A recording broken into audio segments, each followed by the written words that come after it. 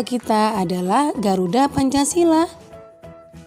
Nah, di dalam lambang burung Garuda tersebut juga terdapat 5 buah ruang di dalam perisai yang merupakan simbol-simbol dasar negara Pancasila, yaitu bintang, rantai, pohon beringin, kepala banteng, dan padi dan kapas. Setiap lambang sila Pancasila yang terdapat dalam burung Garuda mempunyai makna masing-masing. Mari kita pelajari satu persatu ya.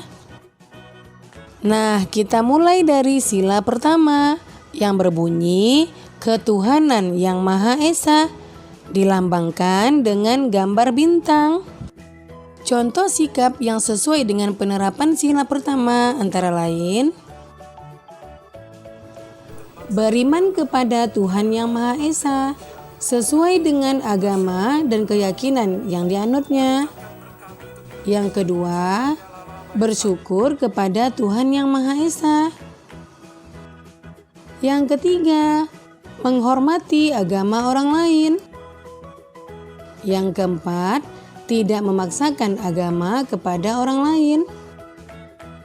Yang kelima, hormat menghormati dan saling bekerja sama antar pemeluk agama. Kemudian yang keenam, rajin beribadah dan berdoa sebelum dan sesudah makan. Itulah contoh-contoh pengamalan dari sila pertama. Kita lanjutkan sila kedua yang berbunyi kemanusiaan yang adil dan beradab, dilambangkan dengan gambar rantai.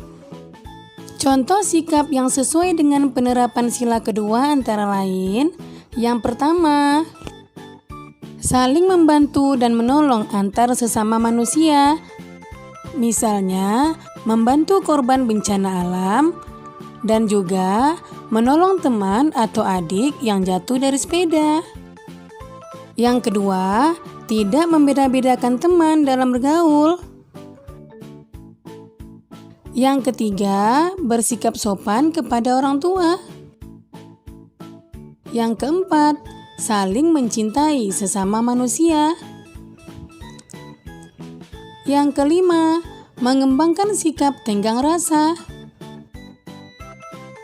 Dan yang keenam, menjenguk teman atau orang yang sedang sakit. Itulah contoh-contoh sikap yang sesuai dengan penerapan sila kedua.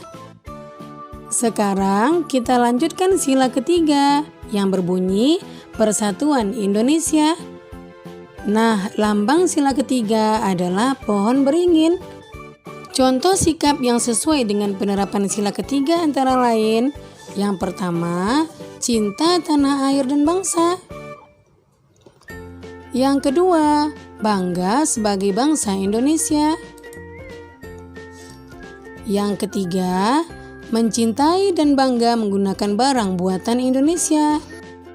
Yang keempat, mempelajari kesenian dari daerah lain.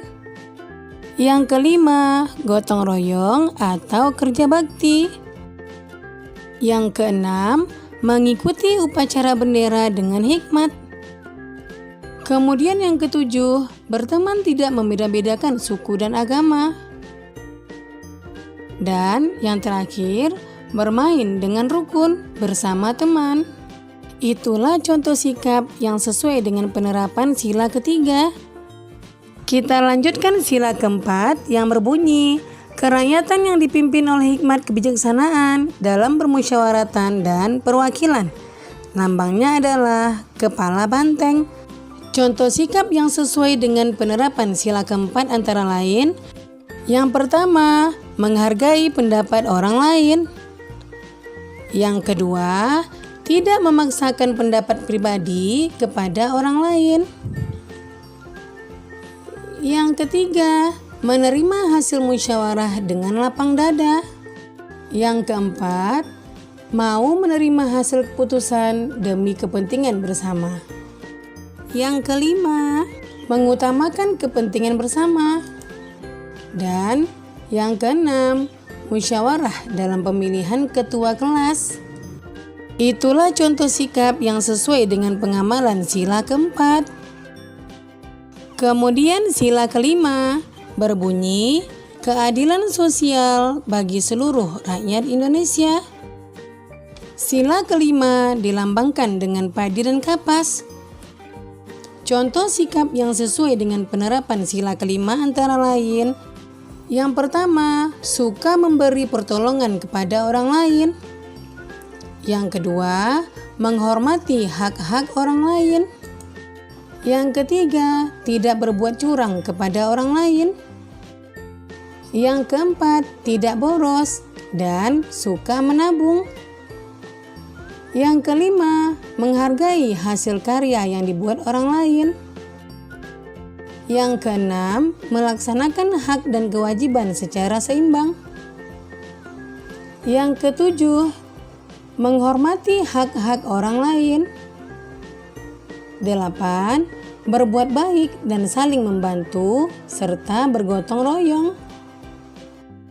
Itulah contoh sikap yang sesuai dengan penerapan sila kelima. Nah, demikian video pembelajaran Ibu kali ini. Semoga bermanfaat ya. Jangan lupa kamu jaga kesehatan, ikuti protokol kesehatan, tetap di rumah, dan semoga wabah COVID-19 cepat berakhir dan anak-anak Ibu bisa datang ke sekolah lagi, bertemu teman-teman dan guru yang dicintai. Sekian, Assalamualaikum warahmatullahi wabarakatuh.